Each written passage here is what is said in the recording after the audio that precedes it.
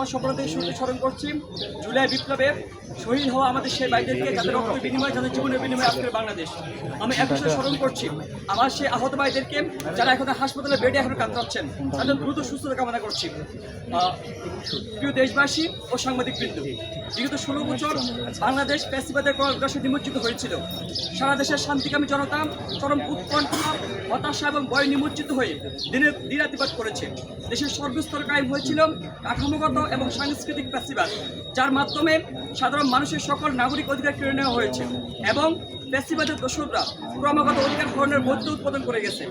বাংলাদেশের শিক্ষাঙ্গন ও শিক্ষার্থীরা এই ফ্যাসিবাদের হাত থেকে রক্ষা পায়নি, বরং শিক্ষাঙ্গনে ক্রমাগত সন্ত্রাসবাদ কায়েম, ট্যাগিং সংস্কৃতি, সাংস্কৃতিক ফ্যাসিবাদ কায়েমের মাধ্যমে শিক্ষার্থীর মৌলিক অধিকার, শিক্ষার অধিকার কেড়ে নেওয়া হয়েছে। বাংলাদেশের প্রত্যেকটি শিক্ষা প্রতিষ্ঠান এবং শিক্ষা ব্যবস্থাকে সরকারের নীতি নির্ধারণ পর্ষদ, আওয়ামী লীগের লেজুর ভিত্তিক ছাত্র সংগঠন, বর্তমানে নিষিদ্ধ ঘোষিত সংগঠন ছাত্রলীগ, আওয়ামী লেজুর ভিত্তিক নীল দলের শিক্ষকদের সম্মিলিত প্রয়াসে ধ্বংস করা হয়েছে। ঢাকা বিশ্ববিদ্যালয়ে এতদিন ধরে চলে আসা বিভাজনের রাজনৈতিক পৃষ্ঠপোষক এবং সুবিধাভোগী হিসেবে বিশ্ববিদ্যালয় প্রতিষ্ঠিত হয়েছে স্বৈরাচারের দখল। বিভাজনের রাজনীতি বাস্তবায়নের মধ্য দিয়ে জাতীয় ঐক্য এবং সংহতি ক্ষতিগ্রস্ত হয়েছে। এর মধ্য দিয়ে দেশের সবচেয়ে মেধাবী ও চিন্তাশীল শিক্ষার্থীদের মরণ দখলের রাজনীতি প্রতিষ্ঠিত হয়েছে। তরুণদের বার্তা দেওয়া হয়নি দেশকে নিয়ে, সমাজকে নিয়ে এবং তাদের অধিকার এবং সামগ্রিক বিষয় নিয়ে। বিশ্ববিদ্যালয়ের প্রথম দিন থেকে ক্লাসরুমের অবর্ণনীয় নির্যাতনের মধ্য দিয়ে শিক্ষার্থীর চিন্তা ও মরণ দখলের প্রক্রিয়া শুরু হতো। দিনের পর দিন মাদার পার্টির প্রোগ্রামে তাদেরকে জোরপূর্বক অংশগ্রহণ করার মধ্য দিয়ে চিন্তা ও মরণ দখলের এই প্রক্রিয়া সম্পন্ন হতো। লেজুর ভিত্তিক ছাত্র রাজনীতির অন্ধ অনুকরণের কারণে তরুণদের একটা উল্লেখযোগ্য অংশ কীভাবে জনবিরোধী অবস্থান নিয়েছিল তা আমরা জুলাই গণঅভ্যুত্থানে দেখেছি। বিগত দিনের রাজনীতির নিজস্ব বুদ্ধি বিবেক বিবর্জিত করে শিক্ষার্থীদেরকে ক্ষমতা রক্ষার পুতুল হিসেবে পরিণত করেছে। বিগত দিনের রাজনীতি দেশের কৃষক, শ্রমিক সহ তৃণমূলের খেটে খাওয়া সাধারণ মানুষের অধিকার সম্পর্কে শিক্ষার্থীদেরকে অজ্ঞাত করে রেখেছে। বিগত দিনের রাজনীতি নারীদের রাজনৈতিক চিন্তা বিকাশ ও প্রকাশের সুযোগ সংকুচিত করে তাদের রাজনৈতিক সংগ্রামকে অস্বীকার করেছে। বিগত দিনের রাজনীতি ছাত্র রাজনীতিকে আদর্শিক বাইনারির মধ্যে আবদ্ধ করে রেখেছে। সাংবাদিকবৃন্দু, বিগত দিনের রাজনীতি তৈরি করেছে একটি মেরুদণ্ডহীন শিক্ষক সমাজ এবং বঙ্গু শিক্ষা ব্যবস্থা। এই শিক্ষা ব্যবস্থায় ক্ষমতার বাগবাটোয়ার আড়ালে চাপা গেছেন শিক্ষার্থীদের মৌলিক চাহিদা এবং তাদের সাধারণ চাওয়া পাওয়ার কথা। ফ্যাসিবাদকে টিকিয়ে রাখা এই বিগত রাজনীতি প্রত্যাখ্যান করে হাজার শহীদের রক্তের বিনিময়ে নির্মিত নতুন বাংলাদেশ আমাদেরকে এক নতুন রাজনৈতিক বন্দোবস্তের প্রতিশ্রুতি জানান দেয়। অভ্যুত্থানে অংশ নেওয়া ছাত্র সমাজ এই নতুন ধারার ছাত্র রাজনীতির সবচেয়ে গুরুত্বপূর্ণ একটা অংশ। ছাত্র সমাজের নতুন রাজনীতিকে গড়ে তোলার লক্ষ্যে আমাদের সুনির্দিষ্ট এবং সুপরিকল্পিত প্রস্তাবনার প্রয়োজনীয়তা খুবই জরুরি। সাংবাদিকবৃন্দ, প্রিয় দেশবাসী, আমাদের পরবর্তী অংশ পাঠ করবেন আমাদের আবু বকর মজুমদার, শিক্ষার্থী, ঢাকা বিশ্ববিদ্যালয়। আমাদের মৌলিক প্রস্তাবনাগুলো হলো আদর্শিক বাইনারির কালচারাল দ্বন্দ্বের বাইরে গিয়ে মধ্যমপন্থী ছাত্র রাজনীতিকে প্রতিষ্ঠা করা, জাতি, ধর্ম, বর্ণ নির্বিশেষে অন্তর্ভুক্তিমূলক ছাত্র রাজনীতি তৈরি করা, যেখানে পরিচয়ের ভিত্তিতে কাউকে অবমূল্যায়ন করা হবে না।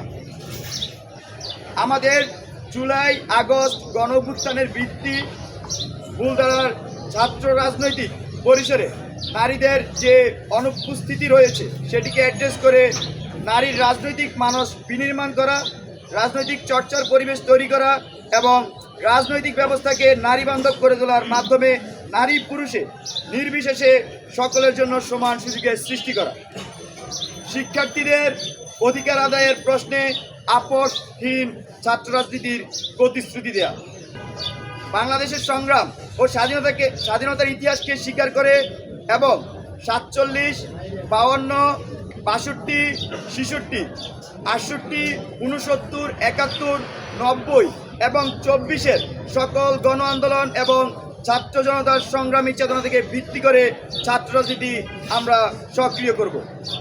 ফ্যাসিবাদকালীন সকল শিক্ষা পরিসরে পরিকল্পিতভাবে যে রাজনৈতিক ডিসএম্পাওয়ারমেন্ট করা হয়েছে এবং গণতান্ত্রিক ব্যবস্থার শিক্ষার্থী সংসদ কাঠামোকে অকার্যকর রাখা হয়েছে, নতুন রাজনীতিতে শিক্ষা প্রতিষ্ঠানগুলোতে শিক্ষার্থী সংসদ কাঠামো পুনর্বহালের সর্বোচ্চ গুরুত্ব আরোপ করা হবে। প্রিয় সাংবাদিকবৃন্দগণ, আমাদের আরেকটি প্রস্তাবনা ছাত্র নাগরিক সংহতি রক্ষার মধ্যে দিয়ে ছাত্র নাগরিক অধিকার প্রতিষ্ঠা ও সংরক্ষণে আমরা গুরুত্বপূর্ণ ভূমিকা রাখব।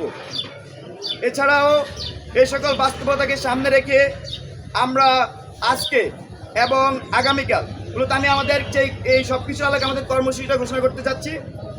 আমাদের এই সকল বাস্তবতাকে সামনে রেখে আমরা আজকে এবং আগামীকাল শিক্ষার্থীদের মতামত নেওয়ার প্রক্রিয়ার অংশ হিসেবে জনমত জরিপ ও সদস্য আহ্বান কর্মসূচি ঘোষণা করছি।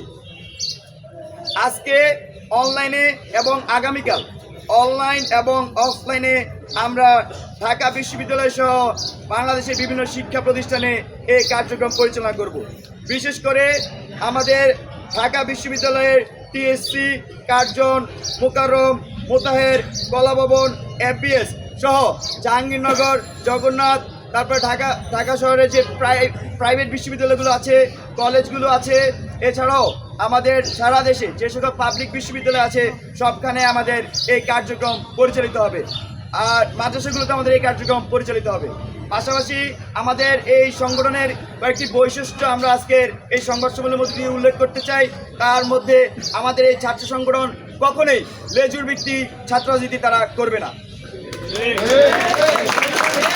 আমাদের এই ছাত্র সংগঠন একটি স্বতন্ত্র ছাত্র সংগঠন হিসেবে আত্মপ্রকাশ করবে। আর আত্মপ্রকাশের যে তারিখ সেটা আমরা এখনো নির্ধারণ করিনি। আমরা এই জনমত জরিপ এবং আমাদের যে চলমান কর্মসূচি, এই কর্মসূচির উপর ভিত্তি করে আমরা আমাদের আত্মপ্রকাশের নির্ধারিত টাইম আপনাদেরকে জানিয়ে দেওয়া হবে।